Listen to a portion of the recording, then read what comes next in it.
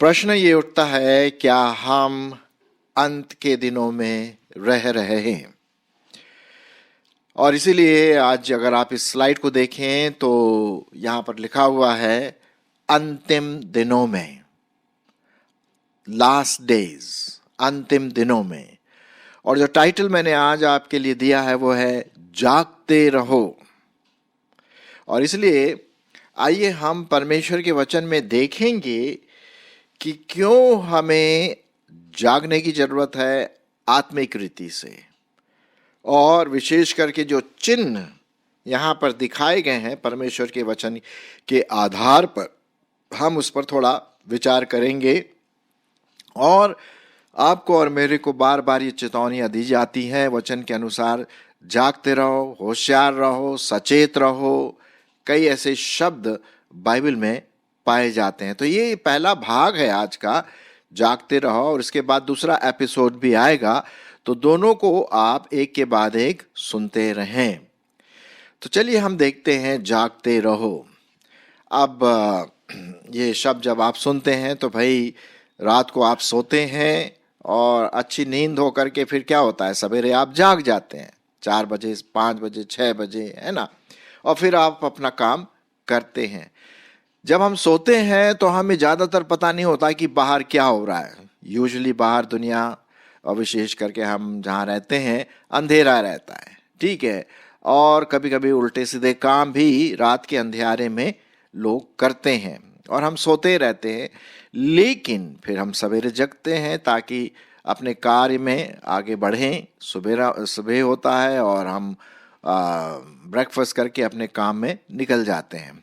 तो जागते समय क्या होता है, हम हर चीज़ का अवलोकन करते हैं, क्या सही है क्या गलत है। जब सोते रहते हैं तो कुछ पता नहीं पड़ता है, हाँ, लेकिन जब जागते हैं तो हम सचेत रहते हैं, है ना। कोई हमारे विरोध तो नहीं है, कोई एक्सीडेंट तो नहीं हो रहा है, ठीक से काम चल रहा है कि नहीं, हमें जागते रहना। और ये उसी हमारे अवस्था में होता है जब हम जागते रहते हैं। उसी प्रकार से आत्मिक रीति से भी आपको और मुझको जागने की जरूरत है। अब आपने शायद एक गाना भी सुना होगा, जागो सोने वालों वक्त जाने लगा, आज तुमको जगाने कोई आया है। तो चलिए, ऐसी कौन सी बातें हैं जो परमेश्वर का वचन कहता है कि जागते रहो, क्योंकि अंतिम दिनों में हम रहते हैं और हमें होशियार रहना। आपने शायद वो 10 कुंवारियों की कहानी तो ज़रूर सुनी होगी, है ना, जिसमें से 5 तो बुद्धिमान थी और 5 मूर्ख थी। जो 5 बुद्धिमान थी वो तो भैया जागते रहे और अपने मशालों को तैयार करके रखा ताकि दूल्हा जब आएगा निकल जाएंगे। लेकिन मूर्ख वो सोती रही और जब जागी तब तो बहुत देर हो चुकी थी। तो चलिए ऐसा हमारे साथ ना हो, तो इसी को ध्यान में रखते हुए आज मैं आपके सामने परमेश्वर का वचन पढ़ूंगा। पूरा ये हमारा आज का और इसका नेक्स्ट एपिसोड जो होगा। चेलों ने पूछा प्रभु यीशु मसीह से कि जो बातें जो बोल रहा है अंत के दिनों में ये कब होगी, क्या इसके निशान हैं? तो चलिए देख लेते हैं।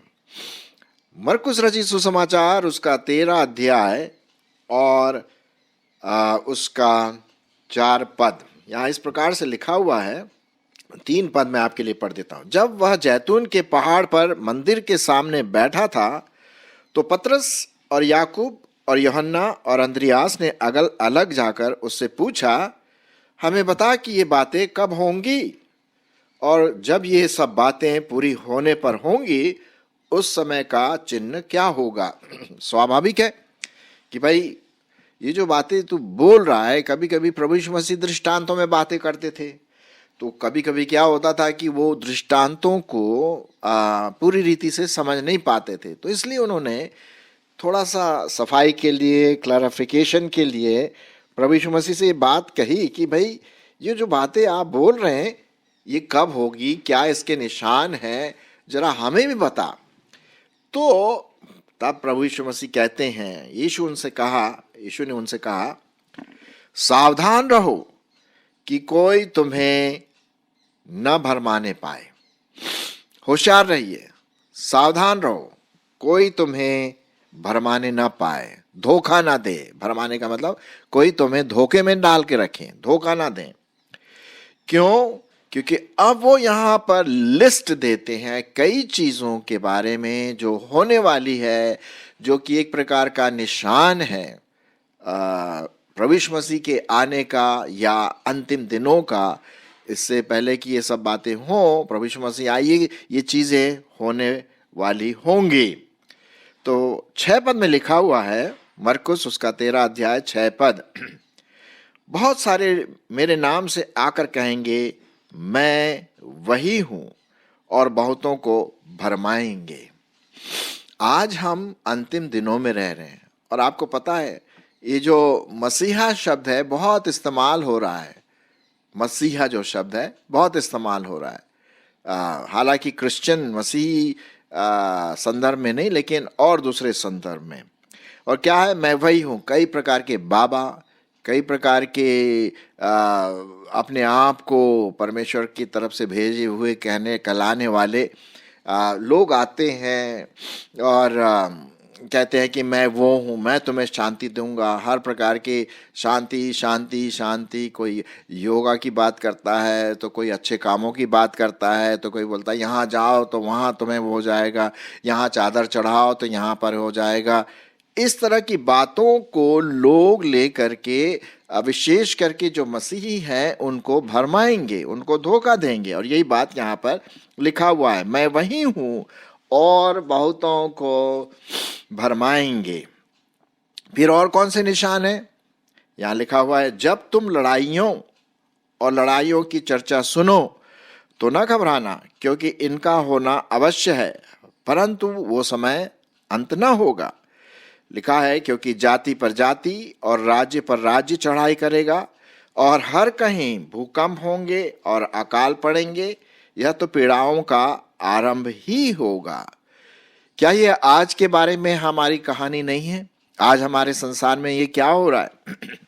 यदि आप अपने चारों तरफ नजर दौड़ाएं, है ना, कैसे अफ्रीका में एक देश दूसरे देश पर चढ़ाई कर रहा है, वहाँ रशिया चढ़ाई किया हुआ है, रूस जिसे हम कहते हैं, यूक्रेन के साथ, है ना, और हमारे आजू बाजू कई लड़ाइयाँ शुरू होती है, कुछ छोटे कुछ बड़े, है ना।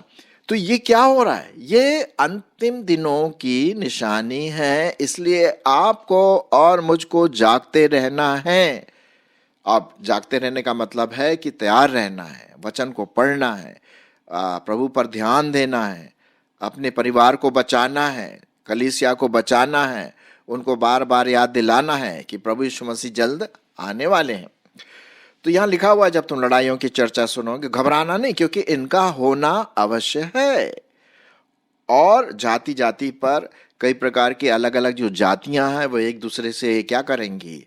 घृणा करेंगी, एक दूसरे को मार काटने के लिए तैयार हो जाती है। क्या हमारे चारों तरफ ऐसा नहीं है? बिल्कुल है।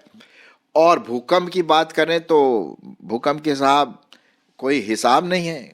साइंटिस्ट ये बताते हैं कि हर समय 24 घंटे में कहीं ना कहीं भूकंप आता है पूरी दुनिया में, और कभी कभी उसकी जो रफ्तार होती है बहुत हाई होती है।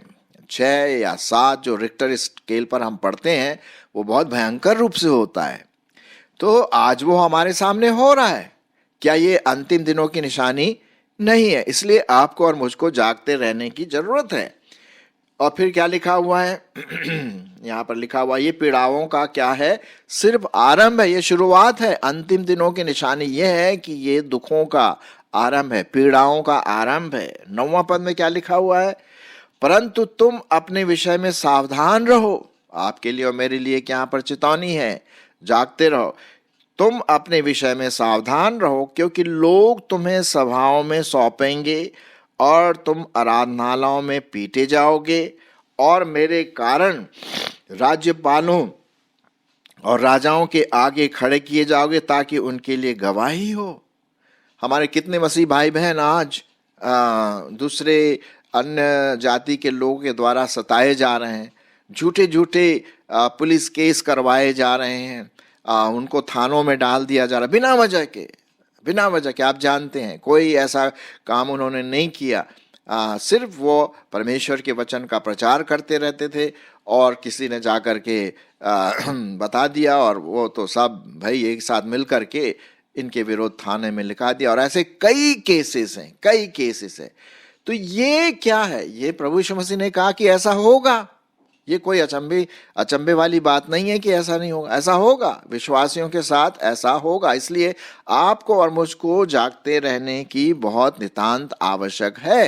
हाँ, क्योंकि हम अंतिम दिनों में रहते। अच्छा, ये जो बात बता रहा हूं ये कोई नहीं जानता, सिर्फ यहाँ पर लिखा हुआ है कि ये प्रभु यीशु मसीह का आना कैसे होगा। जरा मैं आपके लिए पढ़ देता हूं, मरकुस उसका 13 अध्याय और उसका 32 पद। वहां पर मैं आपके लिए पढ़ देता हूं, मरकुस उसका 13 अध्याय और 32 पद। यहाँ लिखा हुआ है, उस दिन या उस समय के विषय में कोई नहीं जानता, न स्वर्ग के दूत न पुत्र, सिर्फ पिता जानता है।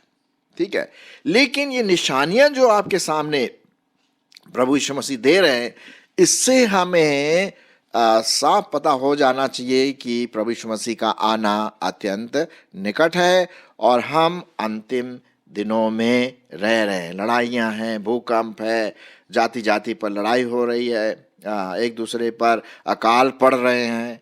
फिर लिखा हुआ है कि लोग तुम्हें थानों में ले जाएंगे, सभाओं में ले जाएंगे, जेल में बंद करेंगे, मारेंगे, पीटेंगे, मेरे लिए, मेरे नाम के कारण लोग तुम्हें सताएंगे। ये क्या है? ये अंतिम दिनों की निशानी है। जी हाँ, और झूठे झूठे भविष्यवक्ताओं खड़े हो जाएंगे। और फिर 11वां पद में क्या लिखा है, 10वां पद, पर अवश्य है कि पहले सुसमाचार सब जातियों में प्रचार किया जाए। आज सुसमाचार जो है, परमेश्वर का सुसमाचार, और वो सुसमाचार ये है कि प्रभु यीशु मसीह हमारे पापों के लिए बलिदान हुआ क्रूस पर, है ना। उसने पाप का जो बोझ था अपने ऊपर ले लिया, मौत सह ली और तीसरे दिन मुर्दों में से जी उठे, और आज वो जीवित परमेश्वर है। तो वो आने वाले हैं लेने के लिए। भाई, जिनका उद्धार हुआ उन्हीं को वो अपने साथ ले जाएंगे। तो ये सुसमाचार है, ये गुड न्यूज़ है हम सबों के लिए। और हमें दूसरों को जितना हो सके हम परमेश्वर की आत्मा में हो करके दूसरों को बताएं। फिर 11वें पद में लिखा हुआ है, जब वे तुम्हें ले जाकर सौंपेंगे तो पहले से चिंता न करना कि भाई हम क्या कहेंगे, पर जो कुछ तुम्हें उस समय कहना होगा वो बताया जाएगा, क्योंकि बोलने वाले तुम नहीं परंतु कौन है? पवित्र आत्मा है। अब नेचुरली स्वाभाविक है, जब लोग हमारे कई भाइयों को बहनों को जेल में रखा है, जेल में रखा हुआ है बिना बात के, झूठी रिपोर्ट लिखवा करके जेल में डाल दिया है। सिर्फ उनका एक अगर कोई अपराध माना जाए वो ये है, वो सच्चे परमेश्वर की आराधना करते हैं और वो दूसरों को सच्चाई के बारे में बताते हैं। और लोगों को सच्चाई बिल्कुल पसंद नहीं, लोग अपने ही विचारों में खो जाते हैं और इस तरह से हमारे विश्वासी भाई बहनों को परेशान करते हैं। तो जब भी ऐसी बात होती है कि भाई हम क्या कहेंगे, क्या बोलेंगे, जब हमसे प्रश्न पूछेंगे, आपको घबराने की जरूरत नहीं है, मुझे घबराने की जरूरत नहीं है। पवित्र आत्मा हम में से होकर बोलेगा भाई क्या जवाब देना है ना। तो लिखा हुआ है कि तुम घबराना नहीं कि हम क्या बोलेंगे, क्योंकि बोलने वाला कौन होगा? पवित्र आत्मा, जो हमारे दिल में, हमारे व्यक्तित्व में, हमारे अंदर रहता है। वो हमारी अगुवाई करेगा, वो हमारी सहायता करेगा। फिर क्या लिखा हुआ है, अंत के दिनों में क्या होगा? भाई भाई को, 12वां पद में पढ़ रहा हूं, भाई को भाई और पिता को पुत्र मरने के लिए सौंपेंगे और बच्चे माता पिता के विरोध में उठकर उन्हें मरवा डालेंगे, मरवा डालेंगे। जी हाँ, यहाँ पर देखिए ये बात लिखी हुई है। सच्चाई के कारण लोग भाई भाई को भूल जाएंगे, माँ बाप को भूल जाएंगे और यहाँ पर लिखा हुआ है वे एक दूसरे के विरोध झूठी गवाही दे करके मरवा डालेंगे। ये अंत के दिनों में आजकल हो रहा है ऐसा। आजकल हमारे सामने ये बातें बिल्कुल हमारे सामने है। अंतिम दिनों में ऐसा ही होगा, है ना। लूका में भी हम यही बात पढ़ते हैं, लूका उसका 21 अध्याय 16वां पद और कई जगहों पर लिखा हुआ है। फिर क्या लिखा हुआ है 13वां पद, मेरे नाम के कारण सब लोग तुमसे बैर करेंगे, लेकिन जो अंत तक धीरज धरे रहेगा उसी का उद्धार होगा। मेरे नाम के कारण, आजकल जब हम बोलते हैं भाई हम क्रिश्चियन हैं, मसीही हैं, ईसाई हैं, तो कुछ लोग तो बोलते हैं बड़ी अच्छी बात है, कुछ लोग, लेकिन ज्यादातर लोग बोलते हैं अरे नहीं ये तो पाश्चात्य धर्म का है, ये तो ये बाहरी देश का धर्म है। ये बाहरी देश का नहीं है, ये हमारे ही देश का है। ये हमारे ही मध्य पूर्व में प्रभु यीशु मसीह का जन्म हुआ। यीशु मसीह का जन्म अमेरिका में नहीं हुआ, यीशु मसीह का जन्म हुआ इज़राइल में, मध्य पूर्व में, है ना। तो ये धर्म की बात नहीं है, यहाँ पर सच्चाई की बात है। तो लोग मेरे नाम से तुमसे बैर करेंगे। अच्छा, तुम ईसा मसीह को मानते हो, चलो गलत रिपोर्ट लिखाओ, और ऐसा कभी कभी हो जाता। लेकिन कुछ ऐसे भी लोग हैं, मैं ये आपको बताना मांगता हूं, कि जो आदर करते हैं, वो ये बोलते हैं नहीं आप बहुत अच्छा, आपका जो धर्म है बहुत अच्छा है, सहायता करता है दूसरों की, दया वाला है, कंपैशन वाला है, अच्छी बातें करते हैं, अच्छे स्कूल कॉलेजेस हैं आपके, मेडिकल दे सहायता होता है। कुछ लोग हैं, लेकिन कुछ लोग क्या करते हैं, घृणा करते हैं। खैर जो भी हो, मैं ये बताना मांगता हूं कि अंत के दिनों में ये सब बातें होंगी। तो मेरे प्रियो, आज हमने जो जागते रहो का जो पहला भाग है, कि अंतिम दिनों में क्या होगा, क्या निशानियां हैं जो प्रभु यीशु मसीह ने अपने वचन में अपने चेलों को बताया, ठीक है, वो आज हमने थोड़ा संक्षिप्त रूप में देखा। इसका जो दूसरा भाग है वो आप जरूर सुने, जो 14 से हम आगे देखेंगे, ठीक है। जो नेक्स्ट एपिसोड होगा मरकुस, उसका 13 अध्याय, उसका 14 से आगे देखेंगे। और भी कई चीजें हैं जो अंतिम दिनों में होने वाली हैं, जिससे हम होशियार रहेंगे। चिन्ह आने वाले हैं और हमें जागते रहना है। जब हम जागते रहने की बात करते तो हमें होशियार रहना है, वचन को पढ़ना है, बाइबल को पढ़ना है, बाइबल को समझना है। जब हम पढ़ेंगे समझेंगे तभी तो हमें पता पड़ेगा भाई कि अंतिम दिन हो रहा है ना। बाइबल स्टडी है, दूसरों को बताएं प्रभु यीशु मसीह के बारे में, दूसरों के लिए प्रार्थना करें, अपने चर्च के लिए प्रार्थना करें, अपने आप को पवित्र आत्मा के हाथ में सौंपे, जागते रहें। हमारा व्यवहार, हमारा काम, हमारी सोच, हमारी मानसिकता सब प्रभु यीशु मसीह की महिमा के लिए हो सके, है ना। ये मतलब है जागते रहने का। चलिए मैं थोड़ा सा वो कर देता हूं कि हमने अभी तक क्या देखा। जो 4 पद से लेकर के 13 पद तक की जो चेले थे वो जानना मांग रहे थे कि अंत के दिनों में क्या होगा, जरा बताइए। तब प्रभु यीशु मसीह ने कहा कि भाई तुम्हें कोई भरमाने ना पाए, कोई तुम्हें धोखा ना दे, क्योंकि बहुत सारे मेरे नाम से आएंगे कि मैं ही मसीहा हूँ, मैं ही तुम्हें उद्धार दूंगा, ये करो वो करो, यहाँ जाओ यहाँ नहाओ, वहाँ करो, ये बांधो वो बांधो। तुम होशियार रहो, जागते रहो, ये सब बातों में तुम ना फंसो। लड़ाइयाँ की चर्चा होंगी, लड़ाइयाँ होंगी, जाति जाति पर लोग एक दूसरे पर चढ़ाई करेंगे, कहीं भूकंप होगा, कहीं अकाल पड़ेगा। ये तो पीड़ाओं का आरंभ है। हाँ, जैसा हमने देखा परमेश्वर का वचन कैसे साफ रीति से कहता है कि अंत के दिनों में होगा। हमें सावधान रहना है। लोग हमें जो हम सभाओं को सौंपे जाएंगे, जो क्रिश्चियन हैं, आराधनालयों में पीटे जाएंगे। आज मसीह लोग सताए जा रहे हैं प्रभु यीशु मसीह के नाम के कारण, और लोग फिर तरह तरह की पीड़ाएं देंगे, मारेंगे, पीटेंगे, जेल में बंद कर देंगे। लेकिन आप घबराना नहीं, क्योंकि पवित्र आत्मा हमारी इसमें क्या करेगा, अगुवाई करेगा। हाँ, तो ये बातें हम यहाँ पर देखते हैं। बहुत सारे लोग मेरे नाम के कारण तुम्हें सताएंगे, तो ये अंतिम दिनों में होगा। अब आपको और मुझको होशियार रहना है, जागते रहना है। चलिए इसका जो दूसरा भाग है उसको भी हम देखेंगे, आप जरूर सुनिए। तो ये पहला भाग हम आज यहीं पर खत्म करते हैं। दूसरा भाग जब आएगा तो आप जरूर सुनिए। जागते रहो, आत्मिक रीति से जागते रहो।